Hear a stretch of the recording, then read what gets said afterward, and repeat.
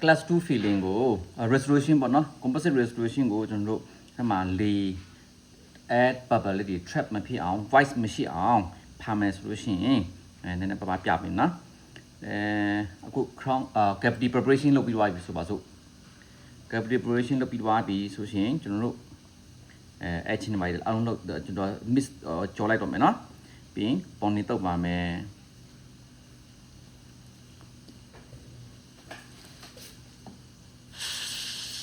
Channel air flow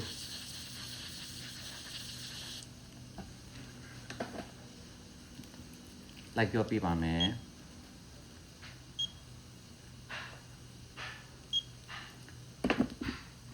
တော့ခက်တွတ်ပဲလုပ်လိုက်မယ်နော်ပြမယ်နော်နမူနာအနေနဲ့ပြတော့မနော်ပြီးလို့ရှိရင်ကျွန်တော်တို့ matrix ကိုညှက်ပါမယ်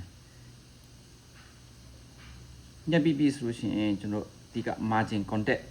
မမိပေါ့နော်ကျွန်တော်တို့ဒီ matrix နဲ့ဒီသူရဲ့ cavity margin က contact မိလားမမိလားဆိုတာလေဟို loop နဲ့ကြည့်မယ်ပေါ့နော် loop နဲ့ကြည့်ရင်ကြည့်မယ်ဒါမှမဟုတ်လို့ရှိရင်ကျွန်တော်တို့ဒီလို aura camera နဲ့ချောင်းကြည့်လို့ရတယ်aura camera နဲ့ချောင်းကြည့်လို့ရတယ်အဲ့မှာ contact မိပြီဆိုလို့ရှိရင်တော့ကျွန်တော်စပြီးဖောက်လို့ရပြီဆိုတော့အရင်ဆုံးပါသုံးမလဲဆိုရင်ကျွန်တော် flow ပေါ့နော် flow ကိုဒီ margin တစ်ဝိုက်ကိုအရင်ဆုံး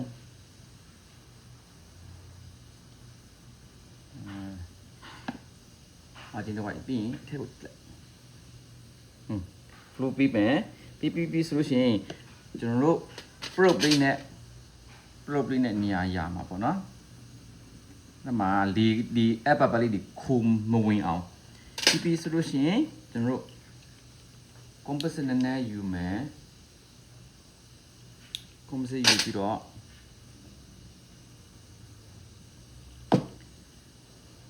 ဒီ margin လေးကိုနေရာကိုဖြည့်မယ်မြင်ရလားmargin လေးနေရာကိုဖြည့်လိုက်မယ်တကယ်လို့ flow တီးတန့်ပဲသုံးမယ်ဆိုရင်တော့ရလားဆိုတော့ရတယ်ဒါပေမဲ့တစ်ခါတည်းရင် app ပါလေးဒီ trap လုပ်လို့ရှိရင်ဒီ composite အမားနဲ့ဖြည့်လိုက်ပြီလို့ရှိရင် app ပါလေးတွေကနေရာဟိုပေါ့app ပါလေးတွေကထွက်သွားမှာပေါ့လေဆိုတော့ system margin ကိုအရင်ဆုံး build up လုပ်မယ်နော်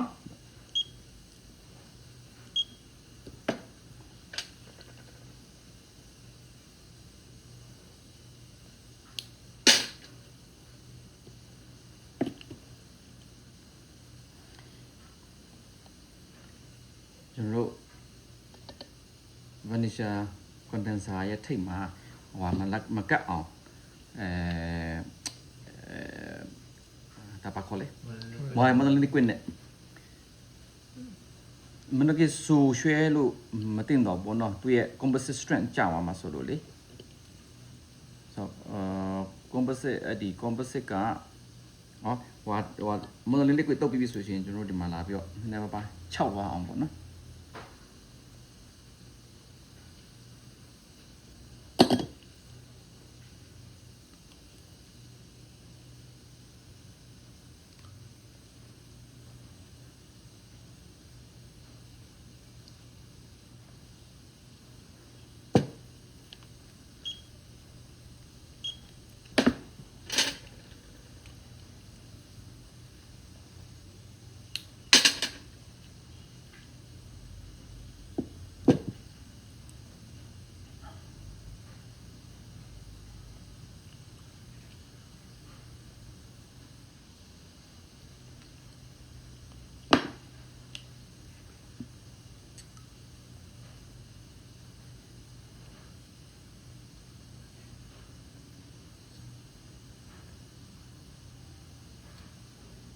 ဒီ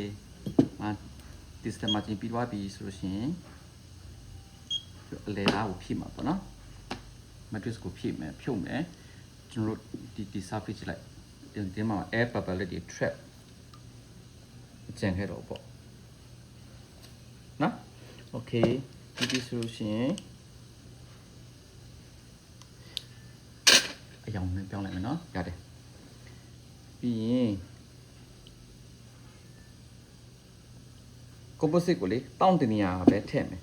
ထည့်ပြီးဆိုလို့ရှိရင် furniture လေးနဲ့ဖိဖိချင်းဖိချမယ်ဘာသာအဲ့ဒီ composite နဲ့တခါတည်းအကုန်ထည့်လိုက်ပြီးဆိုရှင်တေးချတဲ့အထက်မှာair bubble လေးတွေက trap ဝင်သွားမှာပေါ့နော်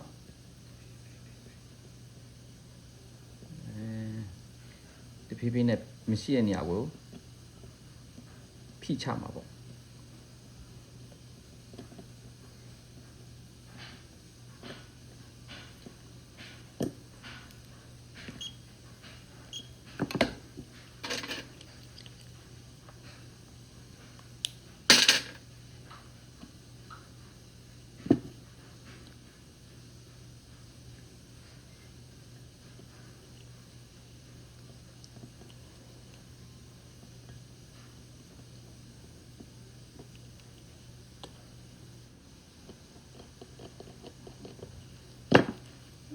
ပြီးရင်ကျွန်တော်တို့ feature လေးတွေ caps လေးတွေပေါ်လို့ရပြီ